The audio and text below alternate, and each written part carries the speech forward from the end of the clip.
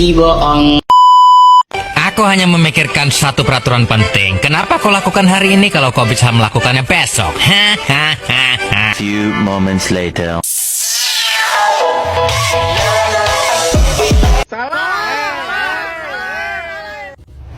Halo semua, perkenalkan nama saya Happy Puspitasari. Saya dari Prodi PIPA 3B ingin menjelaskan alat-alat di laboratorium. Selamat menonton, dadah! Ketika melakukan eksperimen di laboratorium, kita tentunya akan menggunakan alat-alat laboratorium sebagai berikut. Alat-alat kimia di laboratorium mempunyai kegunaan yang berbeda-beda, sehingga perlu mengetahui jenis dan manfaat alat-alat yang ada di laboratorium.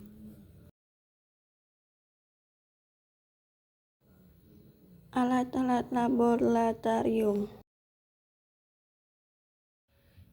Yang pertama ada Erlenmeyer. Nah, alat ini dapat digunakan sebagai wadah untuk membuat dan mencampurkan larutan tertentu, serta sebagai wadah titra dalam titrasi. Yang kedua, gelas kimia. Fungsinya sebagai wadah untuk mengaduk, mencampurkan, memanaskan cairan. Yang ketiga, pipet tetes sebagai alat pemindah cairan dalam jumlah, hanya bisa memindahkan cairan dalam jumlah tetesan.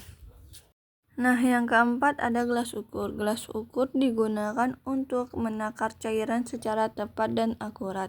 Biasanya digunakan bersama dengan pipet tetes. Yang kelima, tabung reaksi yang berfungsi sebagai wadah untuk mereaksi bahan-bahan kimia.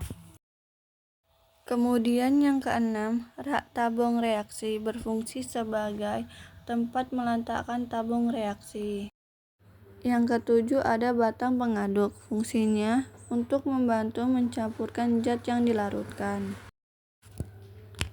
Kemudian ada mortal dan alu, fungsinya alat untuk menggerus atau menghaluskan zat yang masih berupa padatan atau kristal.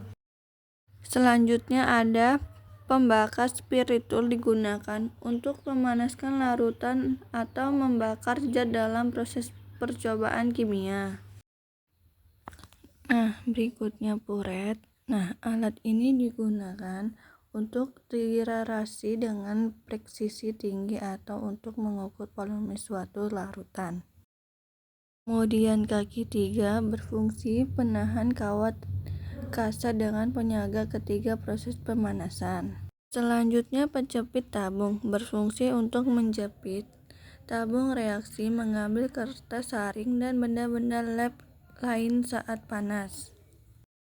Kemudian ada cawat proselin yang digunakan untuk menguapkan larutan atau mengeringkan zat padat yang basah. Berikutnya segitiga proselin untuk menahan wadah, misalnya kursus padat saat pemanasan atau corong pada waktu penyaringan. Lalu ada kaca arloji, digunakan sebagai wadah bahan yang akan ditimbang, penutup wadah saat proses penguapan. Dan kertas saring berfungsi untuk menyaring larutan agar dapat dipisahkan dengan endapannya. Selanjutnya ada pH meter, merupakan alat yang digunakan untuk mengukur pH atau derajat keasmaan dan kebasahan suatu larutan secara akurat. Kemudian kertas lakmus digunakan untuk menguji sifat asam dan basa suatu bahan. Terima kasih telah menonton dan mendengarkan penjelasan dari saya tentang alat-alat di laboratorium. Semoga bermanfaat. Dadah!